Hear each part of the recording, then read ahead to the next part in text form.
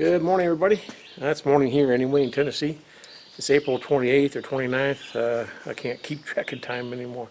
Well, we're going to do some interior work on the Ford. The 59 Ford project is called Grandmother Loves You. It was a truck owned by Jason's family since new in 1959, and we want to try to restore it as much as we can. It's not going to be a full restoration, more of a get it serviced, get it looking as best we can, money allowing, and continue on from there. You can kind of see the two doorknobs. I've got them cleaned and primered, and chrome doorknobs there, and so I'll get them primered, then we'll paint them the colonial white, although I'm out of the colonial white, so I found this paint. It's not quite colonial white, but it's real close. You wouldn't be able to tell unless I showed it to you. Here's an example of what it's going to look like. Shined up the chrome. Yeah, it's a little pitted. It's, 64-year-old truck, but that'll look pretty nice. And I got the door, glove box door to do, and those are over there to finish up as well. And gonna paint the step here because this area's already been painted, and yeah, we'll get to these kind of details as well. But since the floor's painted, I felt like I needed to get that done in here, so the interior will be quite nice, I think, for a truck that's built like a tractor. I'm trying to protect the dash and everything else. In the meantime, a little bit of overspray is not going to hurt because I'm going to get the buffer wheel in here, windshield, and all the glass. But the paint in here will be buffed as well. So I just gotta do my best, protect what I can. So before I paint the step well, or whatever you call it here, I'm going to reseal the seam. It's deteriorated and it's such good shape, I hate not to do it, so I ordered this, and came in a week or two ago, and just now getting ready to do this. I taped it off, as you can see, so we get a nice application, and then we'll paint it.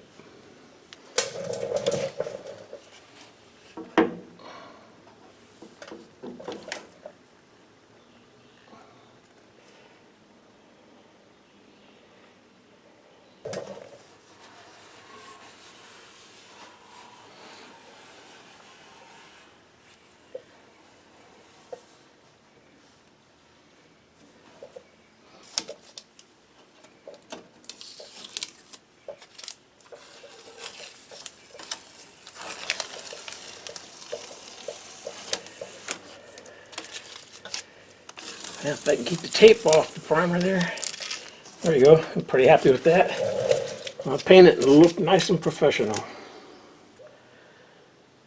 I went to drain the differential to put new fluid in it, and nothing would come out.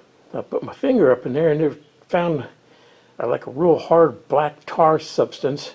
I had to poke a hole in it to get it to drain, so I need to open up this cover here and see what's going on.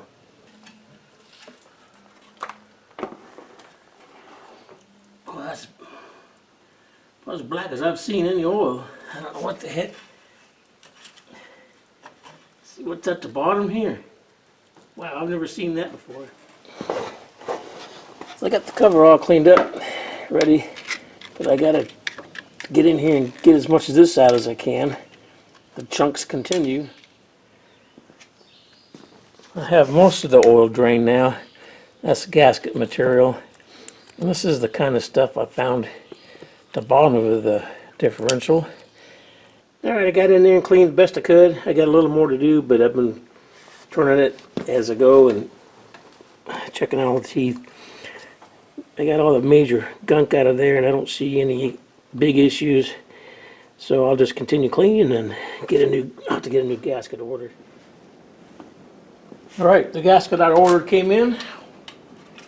So I had this covered while I was waiting, so nothing got up in there.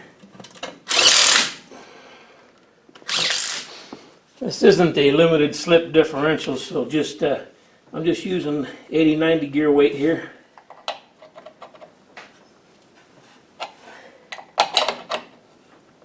Alright, this should be tight enough. I think we got it. Yep, that's another small job done. Alright, just finished the two rear brake lines there. That's the easy part because they're very accessible. And yeah, you can criticize, but this is my first time.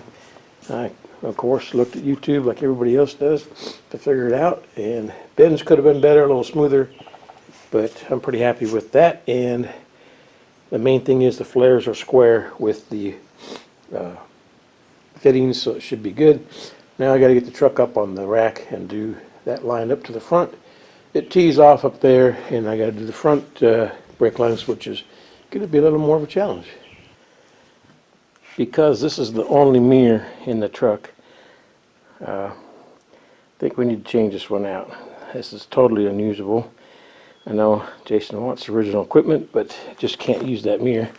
So I found a replacement. It's not too bad. Like $18 by itself, and by the time I shipped it and everything, it was about $24, but it's still not terrible. But I think we need to do that for safety reasons. Well, that worked out pretty good. Direct replacement, screw holes even lined up. So that's one more little step done. And with that, I'll call this video finished. Just little snippets of work I've been doing since y'all were here last time. I'll see you in the next video.